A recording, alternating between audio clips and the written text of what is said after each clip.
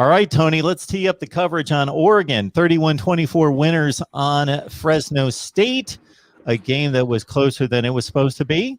They were pushed to the wire. They've got a veteran quarterback in Anthony Brown coming in from BC, was their part-time starter last year, put up unimpressive statistics, but managed the game against Fresno State. They've got veterans on the perimeter and in the backfield with guys like Johnny Johnson and C.J. Verdell.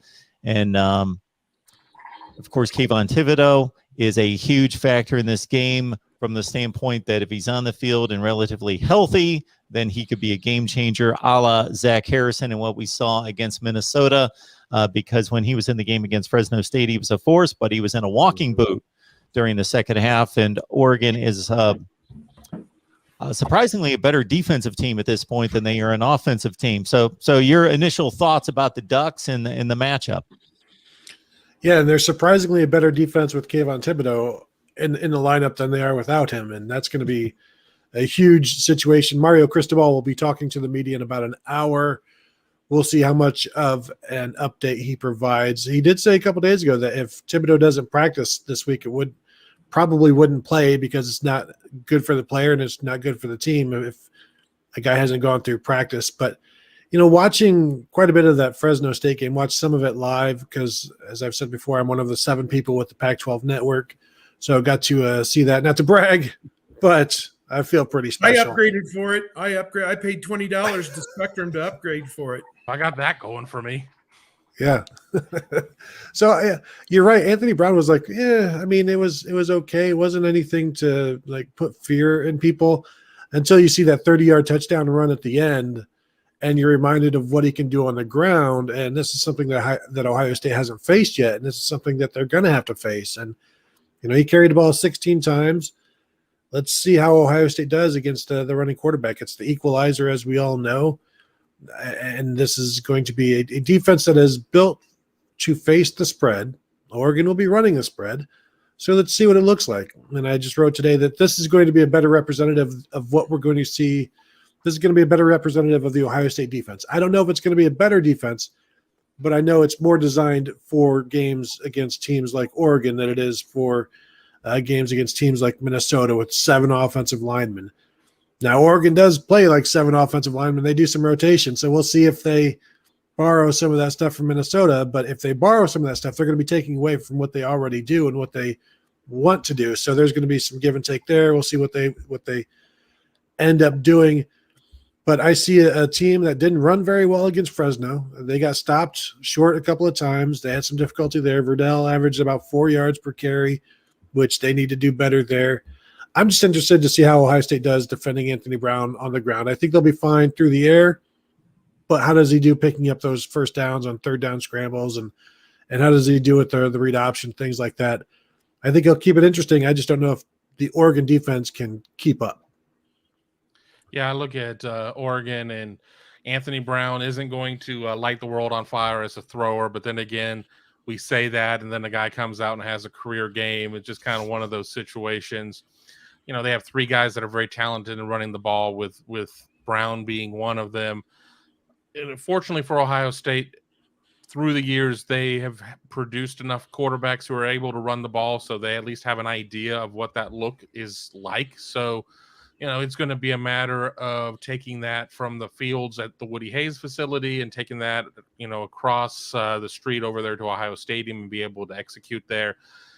I'm with the other 379 million plus people in America, and I don't get Pac-12 network, so I've only seen some bits and clips of it or whatnot. Not overly impressed with the offense. I don't like to give a lot of notice or a lot of attention to rumors out there, but there seems to be a fast circulating rumor that linebacker Justin Flo could potentially be injured. If they don't have Thibodeau and Flo, they're in a lot of trouble, because that defense, when I think about them, is Thibodeau, Flo, and Noah Sewell. And if they're down 2 of these guys, lock in your 13.5 right now. Just lock it in, because they're going to be in a lot of trouble at that point.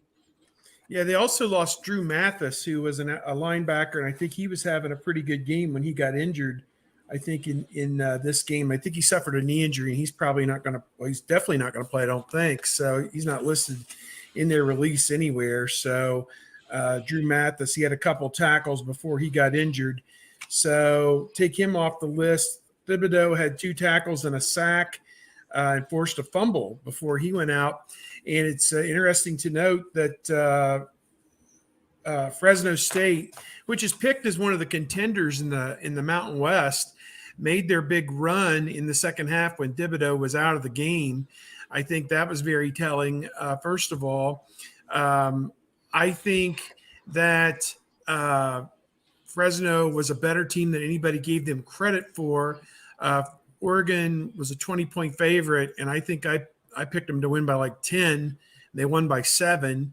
I mean, I just didn't see it, that type of thing. Brown, to me, seems like a JT Barrett, kind of a effective program manager. His touchdown run, he didn't show a lot of speed. He just kind of meandered his way through the defense and just kind of eventually ended up in the end zone. And, it reminded me of a JT Barrett touchdown run, just kind of all over the place, and they can't tackle me. And here I go. It wasn't like he outran everybody. So I don't know.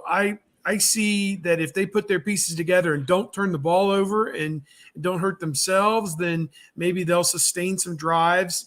They're not the finesse team I think that a lot of people want to aspire them to be. I think they are kind of a power running team at times out of the spread. And I think that, they are more of an offensive line program, I think, than people want to give them credit for. Defensively, I think they're okay, but without Thibodeau and without Mathis, and possibly Flo, you just wonder, how good will they really be? So I'm interested to see. I think I did a podcast yesterday, and I kind of likened this game. Back in 2010, Ohio State played Miami of Florida, and it was Jim Tressel's last year as the head coach. It was kind of a similar type setup. Ohio State heavily favored at home against a program that you think is up near the top, but you're not really sure. And there were a little bit of questions here and there about some things. And Miami stayed in the game, made some plays. Ohio State made some plays on offense with Terrell Pryor, and they won the game 36-24. It wasn't a blowout, but just a solid win. And honestly, that's all Ohio State needs. They don't need to go out and impress anybody. They don't need to go out and blow Oregon out, 40-14 or anything stupid. They just need to go out and play solid football, take care of the football, and win the game. And I think if they do that, there's no problem with this one, in my opinion. If I'm not mistaken, that Miami team was pretty highly regarded at that point in the season, was close to top 10 status, and I think they finished 7-6. To Kevin's point, Justin Flo, 14 total tackles, 5 solos, 14 total tackles for a very highly sought-after player coming out of high school. Noah Sewell was the Pac-12 Rookie of the Year, I believe, overall last year, even as a defensive player. Kayvon Thibodeau, for those of you that follow the NFL draft, even though he hasn't made a huge splash nationally in terms of the plays that he's made, in obviously a very limited sample size of 7 games last year, when he was on the field for those 7 games, a Pac-12 championship game and a Fiesta Bowl included. Yeah, he's a man. He's possibly the number 1 pick in the NFL draft